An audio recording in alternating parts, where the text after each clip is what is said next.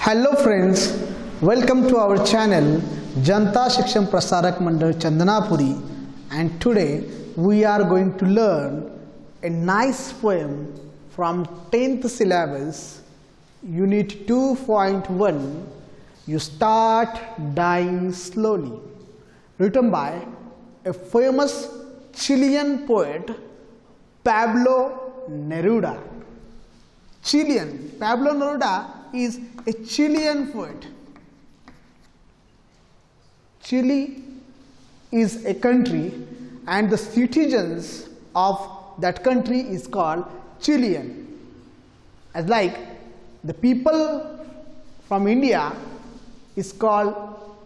are called Indian. People from America called American. In the same way, people from Chile, a country called Chile, is called Chilean. So Pablo Neruda is a Chilean poet who wrote this fine poem.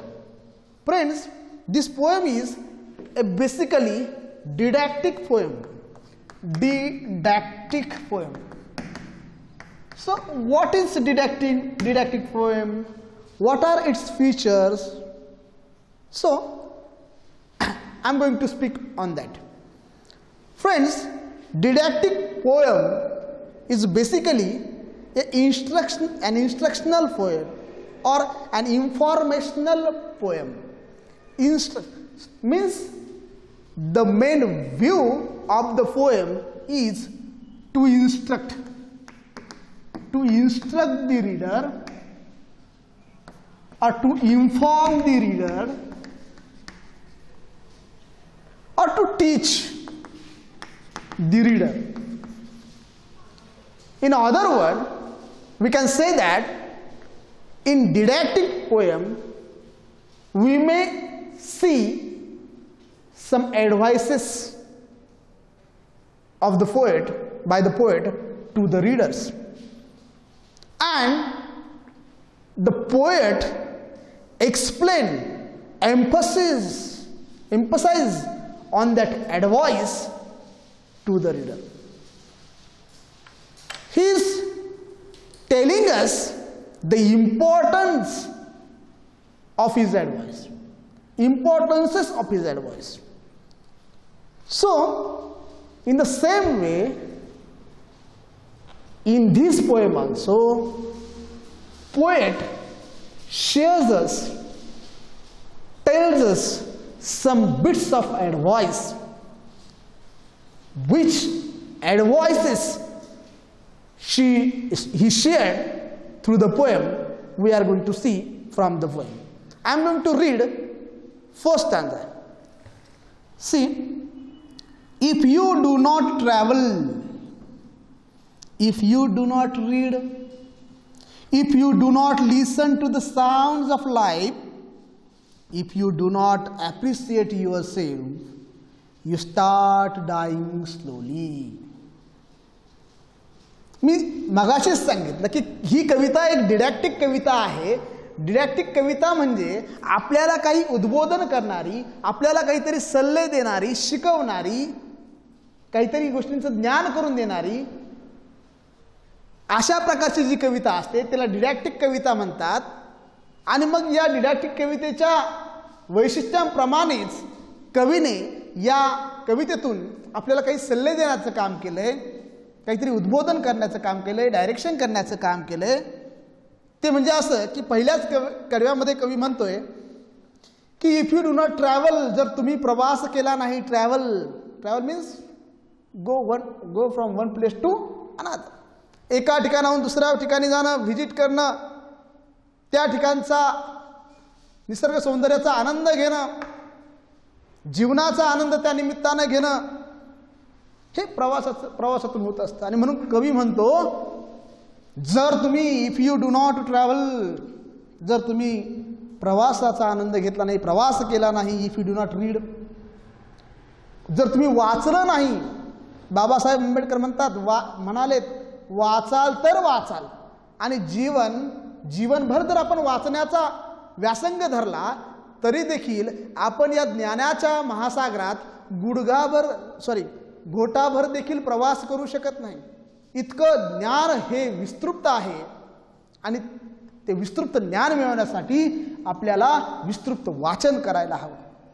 Same thing poet is sed here की जर तुम्ही if you do not read, जर तुम्ही वाचलं नाहीत, वाचनातून काही गोष्टींचं ज्ञान करून घेतलं नाही, if you do not listen to the sounds of life, जीवनाचे वेगवेगळे ध्वनी, साऊंड, ध्वनी, आवाज, जीवनाचं गाणं तर तुम्ही ऐकलं नाही, if you do not listen the sounds of life, आणि त्याचबरोबर अजून एक गोष्ट जर तुम्ही केली नाही, कोणती, if you do not appreciate your self. Appreciate, appreciate म्हणजे टू व्हॅल्यू. एखाद्या गोष्टीचं मोजमाप, मूल्यमापन जर आपण कोणत्या गोष्टीचं कवी म्हणतोय, तर ती गोष्ट दुसरी तिसरी कोणी नसून ती गोष्ट म्हणजे तुम्ही, ती बाब म्हणजे तुम्ही स्वतः. जर तुमच्या स्वतःच तुम्ही जर व्हॅल्यू, महत्त्व ओळखू शकला नाही, if you do not realise, to realise a value, to realise a value.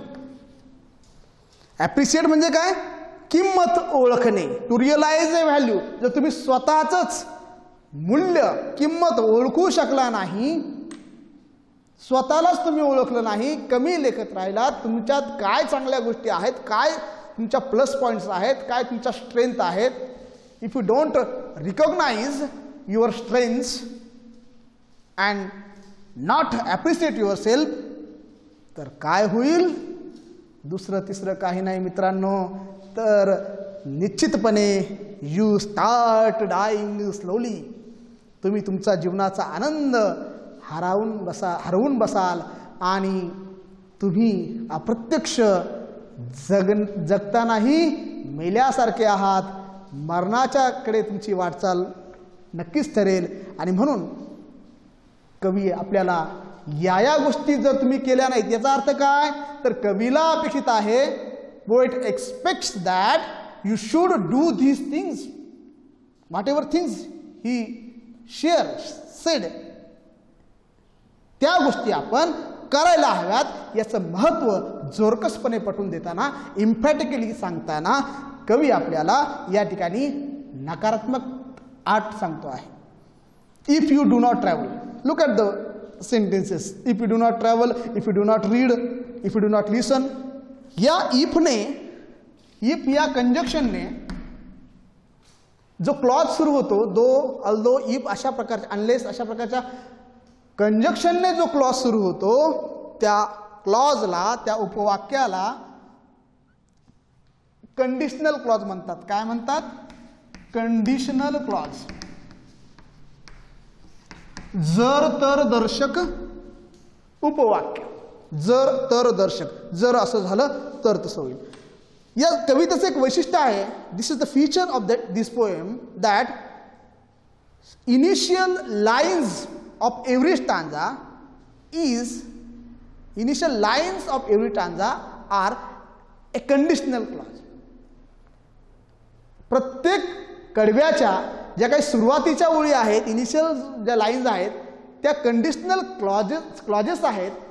And त्याचा जो इफेक्ट आहे, म्हणजे तुम्ही जर तसं केलं किंवा तसं नाही केलं तर काय होईल, हे मात्र कवीने reveals in the last line of every stanza. प्रत्येक कडव्याच्या शेवटच्या ओळीत काय होईल जर तुम्ही उपरोक्त विधानाप्रमाणे जर वागला नाहीत तर काय होईल, हे मात्र त्या कडव्याच्या शेवटी सांगितलंय. आणि म्हणून ते प्रत्येक वाक्य कसं होईल, जर सेपरेट वाक्य आपल्याला जर करायचं असेल तर ते वाक्य असं होईल, if you do not travel you start dying slowly, if you do not read you start dying slowly, if you do not listen to the sounds of life you start dying slowly, if you do not appreciate yourself you start dying slowly. अशा प्रकारचा या ठिकाणी आपल्याला वाचताना अर्थ गृहीत धरायचा आहे.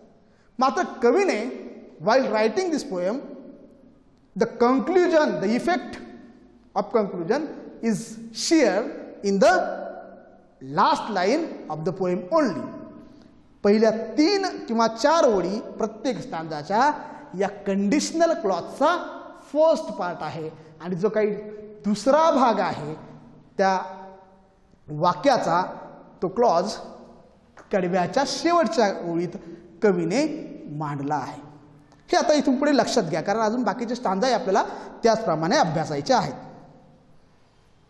काय झालं पहिल्या स्टांजात मी पुन्हा सांगतोय, जर तुम्ही फिरला नाहीत, इतरत्र जाऊन इतर परिसराची ओळख करून घेतली नाही, वाचलं नाही, वाचनातून ज्ञानवृद्धी केली नाही असाही त्याचा अर्थ, जीवनाचे वेगवेगळे स्वर ऐकले नाही, म्हणजे जीवनाच्या काही डिमांड्स आहेत, जीवनामध्ये हे करावं हे केलं तर अधिक चांगलं जीवन जगता येईल, ह्याचं ओळखता आलं पाहिजे. साऊंड ऑफ लाईफ म्हणजे काय, तर दुसरं काही नाही. जीवनाचा कोणता असा मोठा आवाज नाही आहे की अरे बापरे हा तर आवाज जसा भोंग्याचा आवाज, कारखान्याच्या याचा भोंग्याचा आवाज की कुकरचा आवाज, असा काही जीवनाचा आवाज असा इथे शब्दप्रयोग अर्थ घ्यायचा नाही आपल्याला. जीवनाचा आवाज म्हणजे काय, जीवनाचे जे काही मर्म आहे ते ओळखून. पूर्वीचं जर जीवन पाहिलं, प्राचीन आपल्या पूर्वजांपासून तर आत्तापर्यंत आपण जर पाहिलं तर त्याच तत्कालीन परिस्थितीमध्ये जीवनाची एक डिमांड असते की अशा अशा प्रकारचं जीवन आपण जगायला गरजेचं आहे, जगायला पाहिजे. तर ते जीवनाचं गाणं ओळखून, ते सूर ताल ओळखून आपण जीवन जगलं पाहिजे. नाहीतर त्याच गोष्टी जर मनाशी चिटकून धरल्या तर त्या परिस्थितीमध्ये आपल्याला चांगलं जीवन जगता येणार नाही. आणि म्हणून त्याचा अर्थ असा घ्यायचा की जीवनाच्या रंगाप्रमाणे आपण बदललं पाहिजे. म्हणून जीवनाचं जे काही गाणं आहे ते आपण ऐकून तसं वागलं पाहिजे असा येथे अर्थ आहे. आणि सगळ्यात महत्त्वाचं कवीने सांगितलं की जर तुम्ही स्वतःला ॲप्रिशिएट करू शकला नाही, स्वतःचं मूल्य तुम्ही ओळखू शकला नाही, आणि this is very sad thing that people do not give value, many of people do not give value, right, proper value to ourselves. They judge ourselves wrongly. आणि यामुळे आपला आत्मविश्वास खचतो, आपल्यामध्ये न्यूनगंडाची भावना वाढते. नाही बाबा मी असं करू शकत नाही, ते करण्यास मी लायक नाही, सक्षम नाही, किंवा कधी कधी चुकीचं पण मी ते सहज करू शकतो, मला ते जमेल. हा अति आत्मविश्वास किंवा अति न्यूनत्वाची भावना ही आपली कधी तयार होते मनामध्ये, जेव्हा आपण स्वतःला चांगलं ओळखलेलं नसतं, स्वतःचं मूल्य आपण चांगलं जाणलेलं नसतं, तेव्हा या गोष्टी दिसून येतात. आणि त्यामुळे जीवनाचा आनंद काय होतो, आपल्यापासून दूर दूर जातो. आणि जर जीवनाचा आनंदच दूर दूर जात राहिला, याचाच इनडायरेक्टली अर्थ कवी म्हणतोय की तुम्ही मेल्याहून मेल्यासारखे आहात, तुम्ही हळूहळू संपून जाणार आहात. See the next stanza. When you kill your self-esteem, when you do not let other help you, you start dying slowly. Only 3 lines stanza. जर तुम्ही स्वतःचं self esteem means self respect, आत्मसन्मान, आत्मगौरव अशा प्रकारचा याचा अर्थ आहे की जर तुम्ही स्वतःचाच सन्मान, मान, स्वाभिमान जर काय केला, संपून टाकला, तो नाहीसा केला, त्या आत्मसन्मानाला जर तुम्ही मारून टाकलं. आणि त्याचबरोबर अजून एक गोष्ट कोणती, Wien you do not let other help you, आणि दुसरं कोणी तुम्हाला जर मदत करत असलं, जर तुमची हेल्प करत असलं आणि तुम्ही मात्र त्याला तुमची मदत करू दिली नाही. यू डू नॉट लेट, मुभा देणं, डू नॉट लेट म्हणजे त्याला संधी देणं, त्याला मुभा देणं. कशासाठी, टू हेल्प यू, तुम्हाला स्वतःला मदत करण्यापासून दुसऱ्याला जर रोखलं, त्याची मदत स्वीकारली नाही, तुम्ही अडचणीत आहात, दुसरा मदत करायला तयार आहे पण तुम्ही मात्र ती मदत स्वीकारली नाही. आणि त्याचबरोबर तुमचा आत्मसन्मान जर तुम्ही मारला, you kill your self esteem, तुम्ही जर तो संपून टाकला, मारला, नाहीसा केला, तर नक्कीच काय होईल? दुसरं तिसरं काही नाही, पुन्हा काय होईल? तुम्ही तुमच्या जीवनाची उर्मी, चैतन्य, आनंद विसरून जाल, गमावून जाल. एक गोष्ट मला कळाली मित्रांनो, तुमच्या मनामध्ये या स्टांझा बाबतीत काही गोंधळ सुरू आहे. नक्कीच पहिल्या ओळीत दुसऱ्या स्टांझाच्या कवी म्हणतोय की तुम्ही तुमचा आत्मसन्मान जर मारून टाकला, संपून टाकला, गहाण टाकला, आत्मसन्मान ठेवला नाही तुम्ही मनात.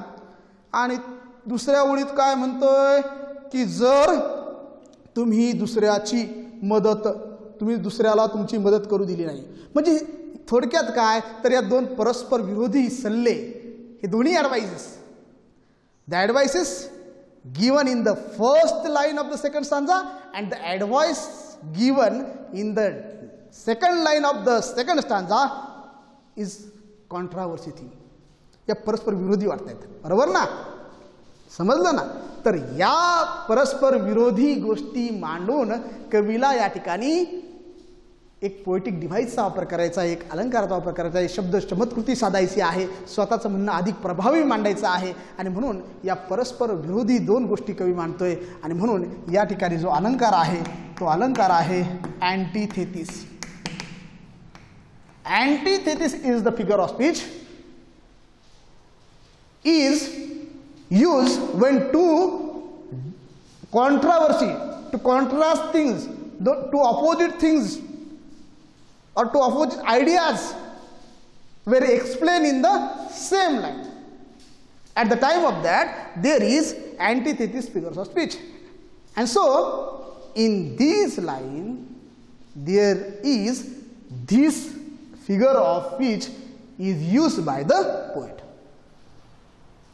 पण आपण परस्पर विरोधी आहेत दोन्ही गोष्टी म्हणून एकही घ्यायचे नाही, एकही मान्य नाही असं नाही. तर कवीच्या दोन्ही त्या गोष्टी ज्या आहेत त्या अत्यंत महत्त्वाच्या आहेत, आपल्याला लाईफचं दिशादर्शन करतायत की बाबांनो तुम्ही तुमचा आत्मसन्मान देखील संपवू नका रे. If you kill your self esteem, जर तुम्ही तुमचा आत्मसन्मान संपवला म्हणजेच काय? Don't kill your self esteem. आणि if you do not let other help you म्हणजे काय? जर तुम्ही स्वतः दुसऱ्याला मदत करू दिली नाही स्वतःची, तर तसं कसं होईल? Late other help you. म्हणून या दोन्ही ॲडवाइसेस आपण पॉझिटिव्हली घ्यायचे आहेत. See the third stanza.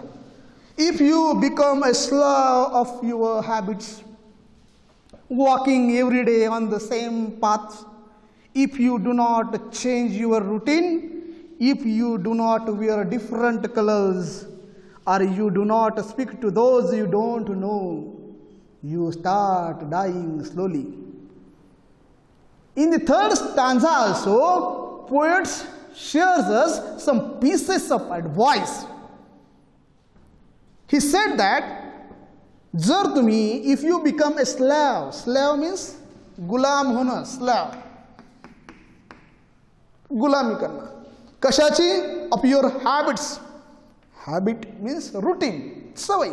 तुमच्या सवयीचे जर तुम्ही गुलाम झालात, स्लेव्ह झालात, आणि सवयीचे गुलाम झाल्यामुळं वॉकिंग एव्हरी डे, दररोज नित्यानं दैनंदिन तुम्ही एकाच रस्त्यानं, same path, path means path, way, road, एकाच रस्त्याने जर तुम्ही चालत असाल, दिनक्रम त्याच पद्धतीचा तुम्ही ठेवत असाल, आणि जर if you don't change your routine, आणि जर तुमचं तुम्ही ते रुटीन, तुमचं शेड्यूल जे फिक्स आहे त्याच गोष्टी करतायत, ते जर बदललं नाही, and if you do not wear different colours, एक वेगवेगळे रंग तुम्ही परिधान केले नाही, याचा अर्थ काय? वेगवेगळ्या रंगाचे कपडे घालायचे का? म्हणा, थोडक्यात तसंही म्हणा, पण त्याही पेक्षा अधिक कवीला म्हणायचं आहे की जीवनाचे वेगवेगळे रंग आपण अनुभवले पाहिजेत, त्याचा आस्वाद घ्यायला पाहिजेत. मग वेगवेगळे रंग म्हणजे काय? तर जीवनाच्या वेगवेगळ्या जे काही ॲस्पेक्ट्स, पैलू आहेत जीवनाचे, ते वेगवेगळे पैलू आपण अनुभवायला हवं. नाहीतर मग काय, मराठीत म्हणले एक सुंदर म्हण आहे, जन्माला आला हेला आणि काय झालं, पाणी वाहता वाहता मेला. म्हणजे त्याने तेच काम करून त्याचं आयुष्य संपवलं. जणू काही तो जन्म म्हणजे त्याच कामासाठी, त्याच गोष्टी करण्याकरता, तसंच काही जगण्याकरता. अशी मनोवृत्ती, अशी स्टेट ऑफ माइंड आपण सोडायला हवी, अवॉइड करायला हवी. We should avoid this things in our life. आणि म्हणून कवी सांगतोय की जर तुम्ही you do not wear different colour, wear WER, wear म्हणजे परिधान करणे, और you do not speak to those you don't know. पहचान वाले लोगों से तो हर कोई बातें करता है, लेकिन हमें अजनबी से भी पहचान करनी है, तभी तो जीवन जीने का असली मजा तुम जी सकते हो. असंच काही कवीला सांगायचं आहे की जर तुम्ही if you do not speak to those you don't know, तुम्हाला ज्या व्यक्ती माहिती नाही आहेत, ज्यापासून तुम्ही अपरिचित आहात, फक्त अशा व्यक्ती नाही, असे घटक, अशा अनेक बाबी की ज्यांच्यापासून तुम्ही अनभिज्ञ आहात, फक्त व्यक्ती म्हणून अनोळखी व्यक्ती असा याचा इथे आपल्याला मर्यादित अर्थ घेता कामा नाही. अशा अनोळखी व्यक्ती, अशा अनभिज्ञ अपरिचित बाबी जर तुम्ही परिचित करून घेतल्या नाही, त्यांच्याशी संवाद साधला नाही. संवाद साधणं म्हणजे काय, आता व्यक्ती असेल तर बोलेल, पण एखादी अनभिज्ञ तुम्हाला न माहिती गोष्ट, बाब आता मी म्हणालो त्याप्रमाणे, तिच्याशी संवाद कसा करायचा असाही प्रश्न बऱ्याच जणांच्या मनामध्ये तयार होऊ शकतो. तर कवीला काय म्हणायचं आहे की त्या गोष्टींची ओळख तुम्हाला झाली की त्या वस्तू असं म्हणतात ना, आपल्या आवडत्या गोष्टी आपल्याशी बोलू लागतात, आपल्या जिव्हाळ्याच्या बाबी आपल्याशी बोलू लागतात. तसंच की त्या अनभिज्ञ अशा काही बाबी असतील, अपरिचित अशा काही गोष्टी असतील, त्या देखील तुमच्याशी संवाद करू शकतात आणि तुम्ही त्याच्याशी संवाद करू शकता. आणि मग काय होईल, जर तुम्ही अशा अनभिज्ञ अपरिचित अनोळखी व्यक्तींशी बाबींशी जर तुम्ही बोललात तर नक्कीच जीवनाचा आनंद डेव्हलप होईल, वाढेल. पण जर तुम्ही असं केलं नाही, if you do not speak to those you don't know, तर मात्र नक्कीच तुमचं जीवनातील जे सत्व आहे ते कमी होईल आणि तुमच्या जीवनातला आनंद हा कमी होत जाईल. जणू काही तुम्ही एका नश्वर गोष्टीकडे वाटचाल करत आहात, मृत्यूकडेच वाटचाल करत आहात असं तुम्हाला तुमचं जीवन जगताना वाटेल. आणि म्हणून तुम्ही स्वतःत बदल करायला हवा. जे अपडेट चेंजेस आहेत ते जर आपण स्वीकारले, चेंजेस इन आवर लाईफ, तर नक्कीच आपल्या जीवनाचं मूल्य वाढेल, आनंद वाढेल. हेच कवीला या ठिकाणी सांगायचं आहे. If you avoid to feel passion, पुढच्या स्टांजामध्ये कवी म्हणतोय की जर if you avoid to feel passion and their turbulent emotions, those which make your eyes glistens and your heart beat fast, you start dying slowly. मित्रांनो, जर fashion अनुभवली नाही, फील म्हणजे अनुभवणे, वाटणे, तुम्हाला जर ती अनुभवता आली नाही, फील काय, passion. Passion means a deep desire, उत्कट इच्छा, उत्कट अशा प्रकारची तुमची डिझायर, विश, तुमच्या मनातली एक आशा, इच्छा, खरोखर त्या इच्छेसाठी तुम्ही वाटेल ते करायला तयार आहे, अशी इच्छा म्हणजे पॅशन. नाहीतर अनेक इच्छा असतात, त्या आता मनामध्ये जाग्या होतात आणि क्षणार्धात त्या विरमून जातात, नाहीशा होतात. नको बाबा, असं वाटलं होतं पण आता नको बाबा तसं करायला. पण अशी इच्छा की जिच्यासाठी तुम्ही संघर्ष करण्याची, काहीही करण्याची मनोवृत्ती, स्टेप्स तुम्ही घेऊ शकतात, अशा प्रकारची इच्छा म्हणजे पॅशन. आणि अशी इच्छा जर तुम्ही अनुभवलीच नाही, फील तुम्ही ती भासूनच दिली नाही, मनामध्ये जागीच केली नाही अशी पॅशन, आणि त्याचबरोबर त्या इच्छेची, त्या पॅशनची turbulent emotion, turbulent turbulent turbulent म्हणजे एक प्रकारची अनस्टेडी, अस्थिर,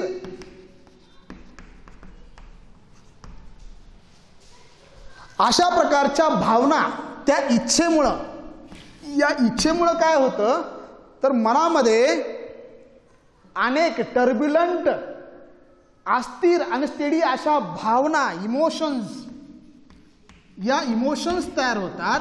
या इमोशन्स, टर्ब्युलंट इमोशन्स कशाच्या आहेत, कशामुळे मनामध्ये येतात तर त्या पॅशनमुळं. जी मनामध्ये तुम्ही पॅशन म्हणजे खूप अतीव इच्छा बाळगली तर त्या अतीव इच्छेमुळे काय होतं, टर्ब्युलंट इमोशन्स, अस्थिर, बाबा हे होईल का, ते होतंय का, अरे बापरे मला असं वाटतंय, हे खरं की खोटं, अस्थिरता, खरंच ते शक्य होईल का, नाही होईल, या अशा अस्थिरपणाचा एक कल्लोळ तुमच्या मनामध्ये सुरू होतो. कधी, जेव्हा ती पॅशन तुम्ही मनात बाळगता, अनुभवता. आणि फक्त अस्थिरताच येते असं नाही, पॅशनमुळे फक्त मनामध्ये टर्ब्युलंट इमोशन तयार होतात असं नाही. Passion does not create only turbulent emotion, तर it also create a glisten in your eyes. म्हणजे त्या पॅशनमुळे तुमच्या डोळ्यांमध्ये एक ग्लिस्टन म्हणजे शाईन, चमक, ती चमक तुमच्या डोळ्यामध्ये तयार होते की माझ्या मनात अशी इच्छा आहे. पहा, एखाद्या ध्येयासक्तीने, इच्छेने प्रेरित होऊन एखादी व्यक्ती ज्यावेळेस कार्यरत असते ना, तर त्या दिवसांमध्ये जर त्याच्या चेहऱ्यावर, त्याच्या डोळ्यामध्ये जो आत्मविश्वास आहे तो जर पाहिला, डोळ्यांकडे जर पाहिलं तर तुम्हाला नक्कीच समजेल की एक वेगळी चमक त्याच्या डोळ्यामध्ये असते. ती चमक कशामुळे येते, कशामुळे तर या पॅशनमुळे, त्या डीप डिझायरमुळे. आणि जर जीवनात असं एकदाही घडलं नाही तुमच्याकडे, तुमच्या मनामध्ये, if there were no turbulent emotion rise in your mind, आणि तुमचे डोळे नेवर ग्लिस्टन, तर कधीही तुमच्या डोळ्यामध्ये ती चमक आणि त्या अस्थिरपणा जर त्या इच्छाशक्तीने तयार झाला नाही, तर तुम्ही समजून जा मित्रांनो की काय, तुम्ही जीवन जगतानाही मेल्यासारखं आहात आणि हळूहळू तुम्ही संपण्याकडेच वाटचाल करत आहात. You start dying slowly. एक गोष्ट राहिली मित्रांनो की त्या पॅशनमुळे टर्ब्युलंट इमोशन्सचा आस्वाद घेता येतो, डोळ्यामध्ये एक वेगळी ग्लिस्टन चमक येते, आणि त्याचबरोबर अजून एक गोष्ट होते, ती गोष्ट म्हणजे युअर हार्ट बीट फास्ट. तुमचं जे हृदय आहे ना ते जोरजोरात ठोके द्यायला सुरुवात होते, धडधड करायला सुरुवात होते. What are the effect of passion. आपण एक वेब काढूया. We are going to create one web. What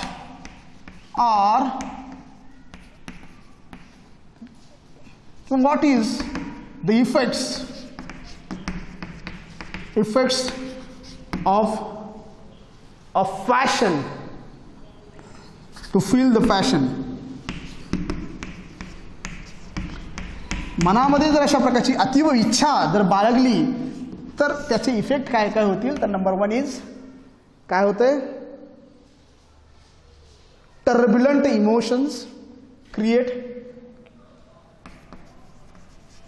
turbulent emotions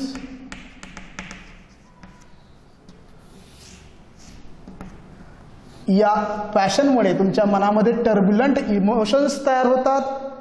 त्याबरोबर make your eyes glisten, make your eyes glisten. त्यानंतर अजून एक गोष्ट होते ती म्हणजे युअर हार्ट बीट फास्ट.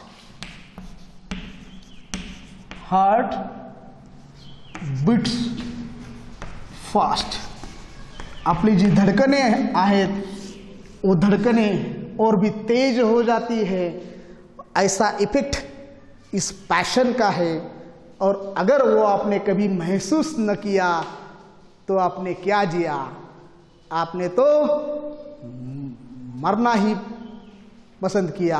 असं कवीला या ठिकाणी म्हणायचं आहे की ती पॅशन तुम्ही मनामध्ये अनुभवा. नेक्स्ट आणि शेवटचा स्टांजा मित्रांनो, if you do not change your life, जर तुम्ही तुमचं जीवन बदललं नाही, जसं आहे तसंच, and when you are not satisfied with your job, आणि जर तुम्ही तुमच्या कामाशी समाधानी नसाल, तुम्ही जे काम करतायत त्या कामात तुम्ही समाधानी नसाल, और विथ युअर लव, किंवा तुम्ही ज्या गोष्टीच्या प्रेमात आहात तिथे तुम्ही समाधानी नसाल, त्या प्रेमाचा आनंद तुम्हाला जर अपुरा वाटत असेल, कमतरता वाटत असेल, आणि जर if you do not risk what you is safe for the uncertain, uncertain म्हणजे अनिश्चित, आणि जर अनिश्चित गोष्टी मध्ये तुम्ही जर रिस्क कधी घेतली नाही, रिस्क म्हणजे धोका पत्करणे, if you do not risk what is safe for uncertain, फक्त जे काही सुरक्षित गोष्टी आहेत, अनिश्चित गोष्टींमधली जी सुरक्षितता आहे त्याबाबत जर तुम्ही कधी रिस्क घेतली नाही, एखादी गोष्ट मिळेल नाही मिळेल, तसं साध्य होईल नाही होईल अशी अस्थिर परिस्थिती आहे, पण तर तुम्ही प्रयत्नच केला नाही, तो धोकाच स्वीकारला नाही, ती रिस्कच घेतली नाही, काही पावलंच जर उचलली नाही, तर मात्र, आणि if you do not go after a dream, आणि जर मनामध्ये स्वप्न ठेवून त्या स्वप्नांचा पाठलाग केला नाही, इथे सांगावंसं वाटतं, अब्दुल कलाम आपले माजी राष्ट्रपती, ग्रेट सायंटिस्ट म्हणाले की स्वप्न जी नसतात ती झोपेत पडतात. मित्रांनो, स्वप्न ती असतात जी तुम्हाला झोप विसरायला भाग पाडतात, पाठलाग करायला भाग पाडतात. आणि म्हणून जीवनामध्ये आपणही अशी चांगली स्वप्न, नाहीतर तुम्हाला स्वप्न म्हणालं की हिंदी चित्रपटसृष्टीमध्ये नायकाला पडतं तसलंच काही स्वप्न नव्हे.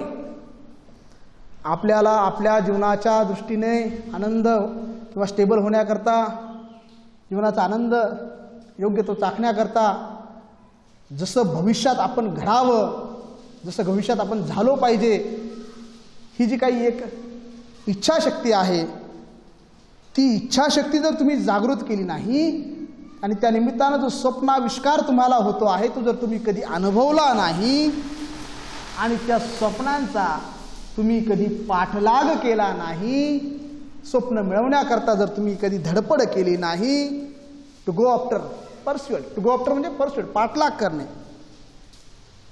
आणि जर कधी you do not allow yourself at least once in your lifetime, आणि जर तुम्ही जीवनात एकदा तरी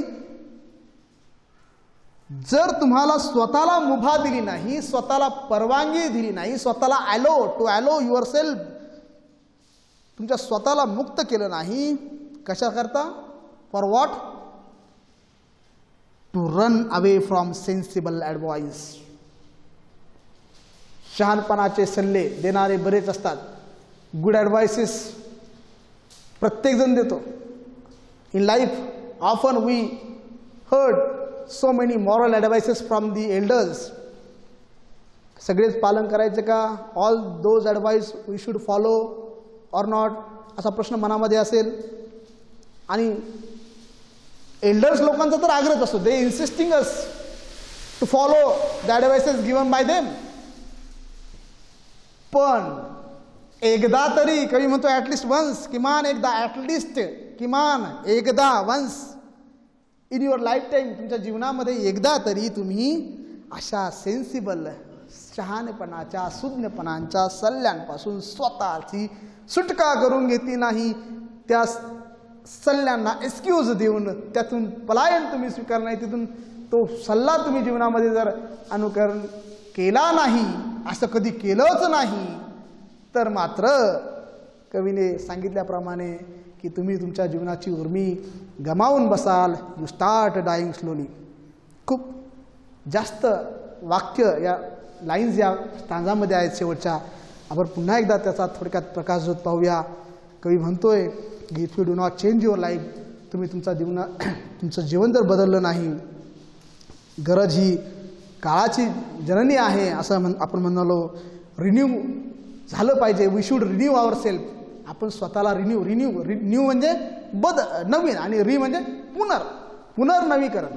आपलं स्वतःला जर आपण वी शुड रिन्यू केलं नाही तर मात्र काय होईल? You start dying slowly.